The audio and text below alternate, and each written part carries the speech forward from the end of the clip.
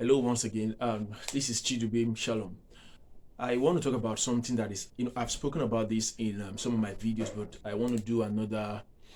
I want to do another video on it, just a short video on it. I'm going to do a more. I'm going to do a more detailed teaching on the subject, but I just want to do something now and put it out there for viewers like you. I just hope that it will inspire you. It's the subject of money. Now, you see, a lot of people don't understand what money is, and a lot of people. I feel that one of the most important subjects that you could ever learn in life is the subject of money. I feel that if I have come to believe and I am persuaded that if you don't learn about money, okay, in life, or if you go to school, you go to high school, you go to university, okay, 4 years on campus, and you don't learn about money, it's more or less like a waste of time. Okay, it's a waste of time. You have to understand what money is. You have to understand how money affects your life. You have to understand how money is created. You have to understand how money is generated, how money, you have to understand inflation and deflation. You have to understand issues like wealth and how wealth is created, the relationship between money and wealth. You have to understand business and entrepreneurship. You have to understand these things, because if you don't, you will be unprepared to face the challenges of life. The reason is because one of the things that you find will affect your entire life. It will affect your love life, your spiritual life. It will affect your health. It will affect your choices. It will affect the kind of food you eat, the kind of clothes you wear. It will affect the kind of places you go to. It will affect every aspect of your life. It's money. It's very, very important that you study this subject, that you learn about it in every way, and that then you put the things that you learn into practice. Okay, it's not good to feel that, look, I don't want to learn about it, it's not my bit, I just want to work in a job, and then no. Even if you decide to become an employee, it's important you learn about money, because it's going to change your mindset and it's going to help you understand how to become a better employee, and of course how to make use of whatever opportunities that come your way. Now, a lot of people don't understand what money is. It's a mystery to them, but it's not a mystery, it's simple. To understand what money really is, you have to go back to the time before money. Okay, the time during which we traded by barter. Man traded by barter. If I had a bag of if I had a tuber of yam, and I wanted a basket of tomatoes, all I needed to do was to look for somebody who had a basket of tomatoes and wanted yam tubers. Okay, then we could exchange with each other. That was what trade by barter was about. And that is still what it is today anyway. You exchange, you people generate value, and then you decide to exchange that value with each other. Okay, now but eventually people found out that trade by barter was very cumbersome.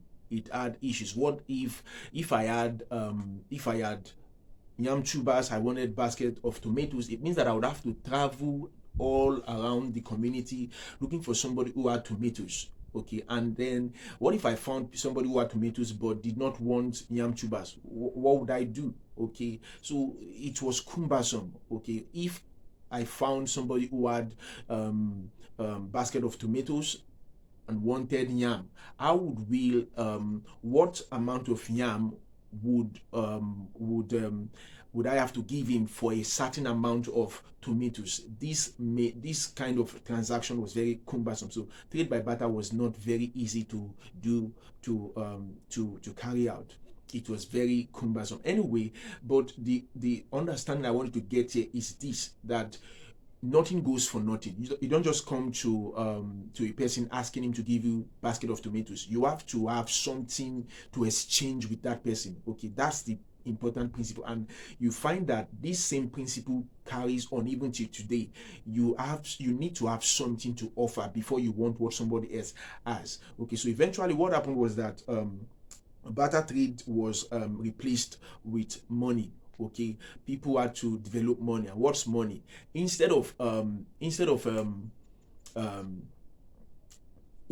me giving that person a tuber of yam or tubers of yam, I would give to that person, or I would give to that person money, let's say $20 bills or whatever it is, or 50 naira or 1,000 naira, whatever it is.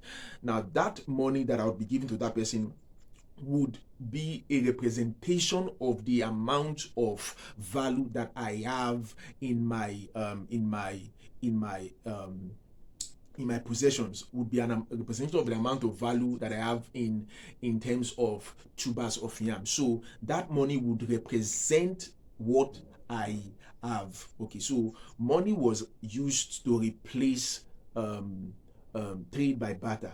Okay, because it's very easy to trade with money. But I want you to get something, that money is simply a representation of something. It represents that I have tubers of yam at home. That's what money represents. It means that if I take money to somebody, what that thing shows is that I have produced something that is worth that money, that money represents. Okay, so that money I am now, is when I give that money to the person and the person gives me basket of tomatoes, what is happening is that I am exchanging a representation, or in effect I am exchanging my tubers of yam with that person.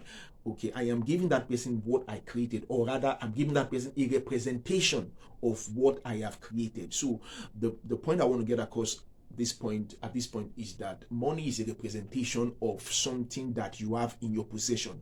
Money is a representation of something you have in your possession. Money is not what you get for nothing. Money is what represents something that you have. It means that money represents value, and that's what I tell people, that look, okay, maybe I should just give it to you now. My standard definition of money is this: money is a numerical measure of value.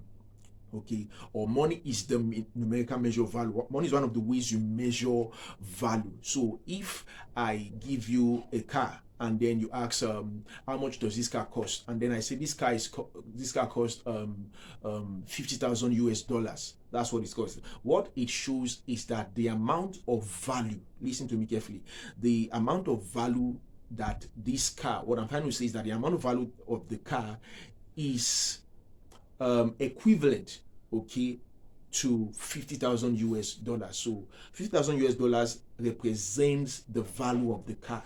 Okay, represents the value of the car.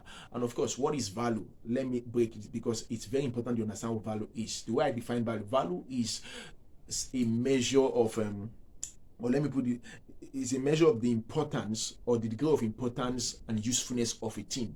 You say that a thing is valuable. When you say that a thing is valuable, you are trying to say that that thing is important, that thing is useful.